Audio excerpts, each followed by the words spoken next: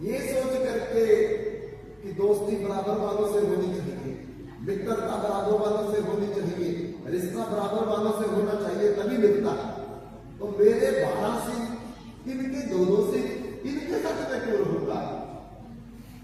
तो बंधुओं ऐसा 12 सिंहों वाला हिरण सोच करके कि इनसे मेरी नहीं मिलेगी, अकेला विचार करने लगा, अकेला चलने लगा।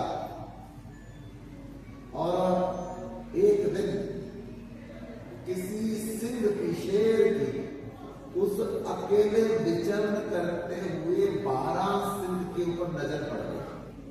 और शेर यही देखता है, तेंदुआ यही देखता है, बाघ यही देखता है, कोई हिरण अकेला मिल जाए और वो हमारा भोजन बन जाए। आज अकेला देख लिया, सिंह ने मौका पा करके उसको पकड़ने का प्रयास किया।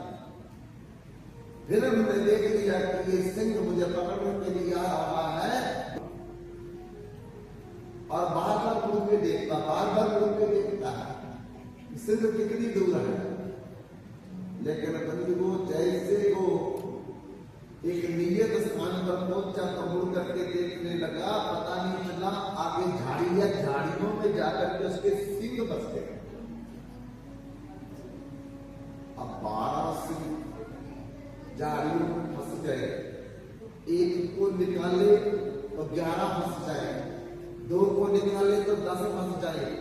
ऐसा उलझ गया, ऐसा उलझ गया कि तब तक शेर आ गया और शेर ने दबोच लिया, नोच नोच करके उसको खा लिया। तब बंधुओं जब वो आखिरी श्वास ले रहा था तो मन में सोचने लगा कि मेरे से बहुत बड़ी गलती हो गई। मैं 12 सिंहों का अभिमान लेकर के अपने मित्रों के साथ ना रह करके अकेले विचरण करना शुरू किया और मेरे को मौत की प्राप्ति, मृत्यु की प्राप्ति। अभिमान व्यक्ति को किसी चीज का हो जाए जीने नहीं देता, नीचे गिरा देता। आप जब अपने घरों की पौड़ियों पर चढ़ते हैं तो कैसे चढ़ते हैं? और जब पहाड़ से नीचे उतरेगा तो पकड़ करके उतरेगा, नहीं तो नहीं उतरा जाएगा। और देखो जो आदमी अकड़ता है वो नीचे की तरफ आता है और जो व्यक्ति झुकता है वो ऊपर की तरफ जाता है। आप लोग नीचे बैठे हैं बिना वार्ता और हम लोग ऊपर बैठे हैं अभिमान। लेकिन जो नीचे बैठता है जमीन पर उसको क्या बोलते हैं? जमींदार, जमींदार बोलते हैं। और जो चौकी के ऊपर बैठेगा उसको क्या बोलेंगे? चौकीदार। और ऊपर बैठने वाला चौकीदार हो गया, नीचे बैठने वाले जमींदार हो गए। बड़ा कौन है? जमीन पर बैठा। तो इसलिए अभिमानी व्यक्ति जो है वो हमेशा छोटा रहता है, नीचे की तरफ जाता है। और विनम्रता वाला व्यक्ति जो है हमेशा सुरक्षित रहता है और ऊपर की तरफ जाता है। जब नदी में बाढ़ आती है तो क्या होता है? जितने किनारे पर पेड़ होते हैं खड़े वो सब बह जाते हैं, लेकिन घास विनम्र हो जाता है, पानी के साथ झुक जाता है, उसको कुछ नहीं होता। हवा जब चलती है तो सीधे खड़े पेड़ ही गिरते हैं, जो झुके हुए पेड़ होते हैं वो कभी नहीं गिरते हैं। इसलिए आकड़न तो मुर्दे की पहचान है, आकड़न तो मुर्दे की पहचान है। और जो जीवित है उसी में प्राण है, जो विनम्र है, जीवित है, उसमें प्राण होते हैं। और जो अकड़ता है उसको मुर्दा कहते हैं। इसलिए हमेशा नानक नीमा जो चला लगे तकती भाव, जो नानक देव जी कहते हैं, जो विनम्र होकर के नीचा होकर के चलता है, उसको किसी भी प्रकार की कोई परेशानी नहीं आती। और जो मैं करता है, मैंने बनाया, मेरा घर, मेरा परिवार, मैं सुंदर, मेरा धन, तो बंधुओं बकरा हरदम मैं करता, राम राम को कदे न जपता, ताइयों उतरी खल, तो नीमा हो के चल, नीवी मिले। अब जो मैं करेगा गर्दन उसी की अलग होती है, इसलिए जितना विनम्र होकर के चलेंगे, छोटा बन करके चलेंगे, उतना ही हमारे लिए फायदेमंद होगा। तो बंधु, आज देव ऋषि नारद को अभिमान हो गया कि मैं काम पर विजय प्राप्त करनी है, अब तो मुझे किसी की परवाह नहीं।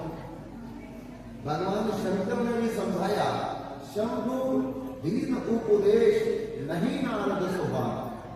भगवान शंकर ने बहुत समझाया, नारद समझ जाओ, समझ जाओ, ये बात जो तेरे को अभिमान की आई है नुकसान करेगी। पर नारद जी सोचने लगे, देखो ये मेरी सफलता पर खुश नहीं हो रहे, इसलिए ये ईर्षा भाव से मुझे रोक रहे हैं। मैं तो जा करके भगवान को भी बताऊंगा ये बात। और वैकुंठ में जा करके नारद जी भगवान को आज ना नाम किया, ना सलाम किया, और सीधा जा करके खड़े हो गए। भगवान मुस्कुरा करके समझ गए कि नारद को अभिमान हो गया है, अब जब तक इस का इलाज नहीं किया जाएगा तब तक नारद को समझ नहीं आएगी। और अभिमान बढ़ाया भगवान ने। जहां लक्ष्मी बैठी थी, लक्ष्मी को इशारा किया कि देवी जरा तुम थोड़ा हट करके बैठ जाओ। भगवान ने इशारा किया तो लक्ष्मी समझ गई, और लक्ष्मी की जगह पर नारद को बिठा दिया। नारद जी मन में सोचते हैं, अब नारायण को भी पता चल गया कि मैं बराबर हो गया हूं, देखो तभी तो मेरे को बराबर बिठाया है। भगवान क्या सोच करके बिठा रहे हैं और नारद जी क्या सोच करके बैठ रहे हैं। तो बंधुओं, नारद जी अकड़ अकड़ करके बैठ रहे हैं। भगवान ने पूछा कि देव ऋषि नारद, बताओ आज वैकुंठ में आपका कैसे पदार्पण हुआ है। और नारद से रहा नहीं जा रहा था, जल्दी अपनी बात बताने चाहते थे कि कैसे मैंने हिमालय में ध्यान लगाया, इंद्र ने काम राम की सेना भेजी पर मेरा कुछ नहीं बिगाड़ सके, और त्राहिमाम करता हुआ काम अपनी सेना को लेकर के वापस चला गया, इसलिए मैं विजयी हो गया। जिस काम को भगवान शंकर जला करके विजय किया था, मैंने जीवन ही उस पर विजय प्राप्त कर ली। भगवान कहते, हाँ बहुत अच्छी बात है नारद, ये काम तो तुम ही कर सकते हो और कोई दूसरा नहीं कर सकता है।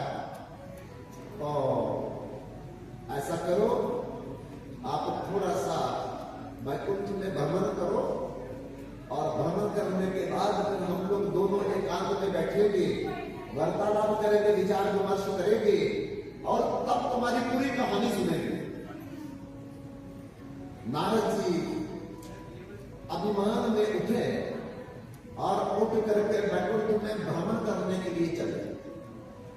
चलते चलते चलते कई बार नारद पहले गए थे वहां और जाते भी हैं, लेकिन अजीबोगरीब एक नगरी देखी, और वो नगरी पहले कभी नारद ने देखी नहीं थी। जबकि कई बार नारद वहां से गुजरे भी थे। सब द्वारपालों से पूछा, भाई ये कौन सी नगरी है, यहाँ का राजा कौन है। पहले तो कभी नगरी नहीं देखी। द्वारपालों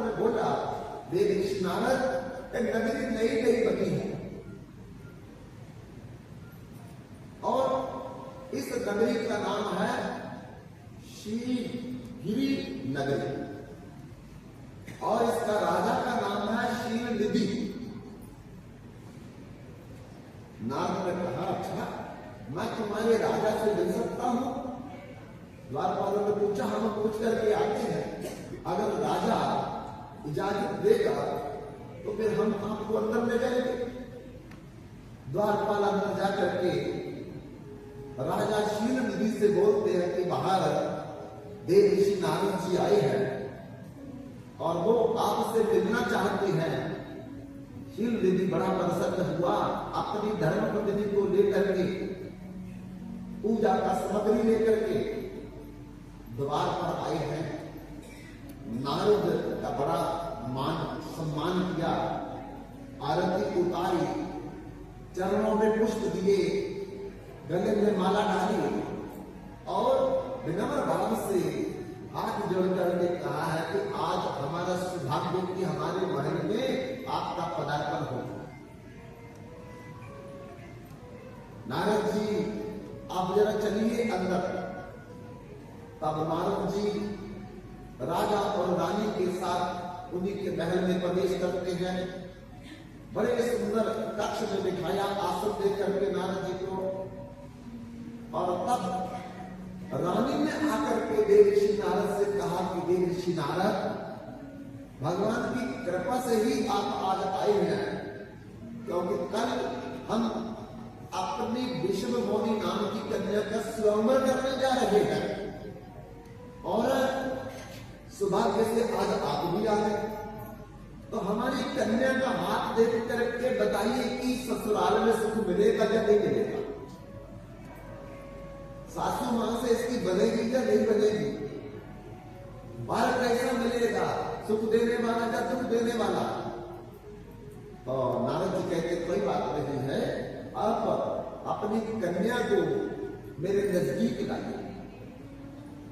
रानी गई, जाकर के विश्वमोहिनी नाम की अपनी पुत्री को हाथ पकड़ करके नारद के पास बिठा दिया।